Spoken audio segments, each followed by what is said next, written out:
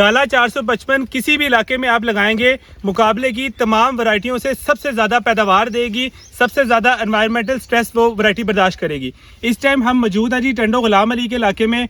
5 अगस्त 2024 है आज, और माशाल्लाह ये जो आप सामने फील्ड देख सकते हैं गाला 455 की, ये फार्मर बता रहे हैं कम से कम हर दूसरे दिन 5 से 6 मन ये तोड़ाइयाँ लेते रहे हैं। मेरे साथ एरिया सेल मैनेजर मतलूब साहब मौजूद हैं, नेशनल सेल हेड चट्टा साहब भी मौजूद हैं। मतलूब साहब से कहूँगा कि आपको वो फार्मर के जो रिव्यूज़ हैं वो सुनाएं। मतलूब साहब। सर जी, हमारे पास ये गाला 455 लगी हुई है। ये फार्मर है पांच चैनल होता हामिद अब्दुल हमीद राजपूत, ये खानजादा। ये हमारे डीलर हैं तहसीन साहब अपना न्यू दुमालो से।